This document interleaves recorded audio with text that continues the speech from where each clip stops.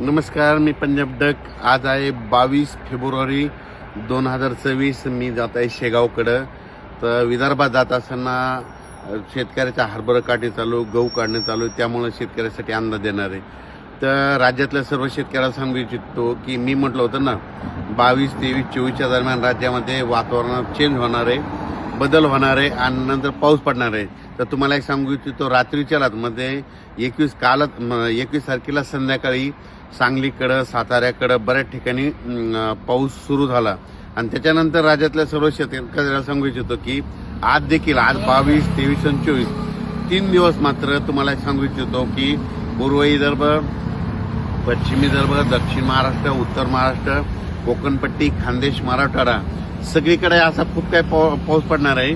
फक्त ढगाळ वातावरण राहीन, तुरळक ठिकाणी काही ठिकाणी थेंब येणार आहेत. खूप काय असा मोठा पाऊस पडणार नाही. काही ठिकाणी थोडाफार पाऊस पडेल म्हणून हे लक्षात यायचं. सर्वदूर काही मोठा नुकसान होणार असा पाऊस पडणार नाही म्हणून हा अंदाज लक्षात यायचा. मग जास्त पाऊस कोणत्या एरियात पडू शकतो, काय होणार आहे?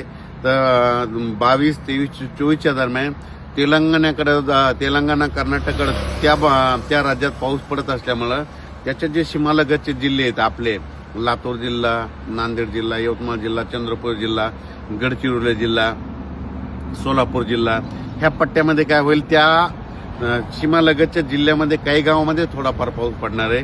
खूप काय मोठा पडणार नाही म्हणून हा अंदाज लक्षात यायचा. पण राज्यात मात्र आणखी 3 दिवस 22, 23, 24 तारखेपर्यंत असं ढगाळ वातावरण राहणार आहे. तुरळक ठिकाणी थेंब देखील येते म्हणून ही अंदाज सर्व शेतकऱ्यांनी लक्षात यायचा. त्याच्यानंतर 25 तारखेपासून राज्यात परत वातावरण पूर्वपदावर येणार आहे. 25च्या नंतर राज्यात ऊन वाढण्यास सुरुवात होईल.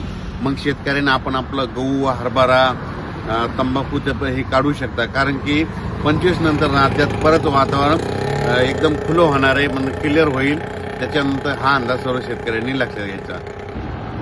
तर राज्यामध्ये काय झालं, 20 तारखेला धुळे जिल्ह्यामध्ये, साक्री तालुक्यामध्ये, नाशिक जिल्ह्यामध्ये बऱ्याच ठिकाणी 20 तारखेला पाऊस झाला. काल 21 तारखेला सांगलीकडे झाला, साताऱ्याकडे झाला, पुण्याकडे बऱ्याच ठिकाणी 2 भागात देखील, बऱ्याच ठिकाणी राहुरीकडे देखील काही ठिकाणी थेंब आले म्हणून हा अंदाज लक्षात येतात. खूप काही मोठा पाऊस नाही, त्याच्यामुळे काही घाबरायची चिंता नाही. फक्त 3 दिवस मात्र आज, उद्या, परवा म्हणजे 22, 23, 24च्या दरम्यान राज्यात वातावरण थोडं खराब राहणार आहे. खूप काय मोठा पाऊस येणार नाही. पण ह्या 3 दिवस मात्र राज्यात बदल होणार आहे म्हणून हा अंदाज सर्व शेतकऱ्यांना लक्षात येतात. 25 नंतर परत हवामान 25 पासून ते 10 मार्चपर्यंत हवामान कोरडं राहणार आहे. त्या टाईममध्ये शेतकऱ्यांनी काय करायचं, आपण आपला हरभरा काढून घ्यायचं, गहू काढून घ्यायचा, तंबाखू काढायला सुरुवात करायची.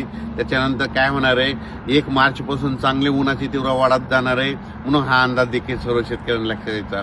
आज देखील दुपारनंतर महाराष्ट्रात बऱ्याच ठिकाणी म्हणजे मराठवाड्यात, विदर्भात, उत्तर महाराष्ट्रात, पश्चिम महाराष्ट्रात, खानदेशमध्ये बऱ्याच ठिकाणी आज तुरळक ठिकाणी थेंब येणार आहे. सर्वदूर खूप काही पाऊस पडणार नाही म्हणून हा अंदाज लक्षात यायचा. तुम्ही बघा ना, मी प्रत्येक वेळेस सांगितलं होतं की दरवर्षी आपल्या महाराष्ट्रामध्ये 22 फेब्रुवारी ते 10 मार्च वातावरण दरवर्षी खराब होतंय. आणि योगायोग बघा, तुम्हाला आज ही 22 तारीख आहे, आज वातावरण चेंज झालं की नाही.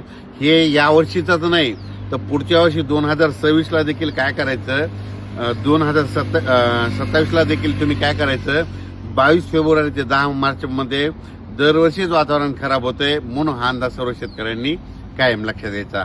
अचानक वातावरणात बदल झाला तर लगेच एक मेसेज दिला जाईल. धन्यवाद.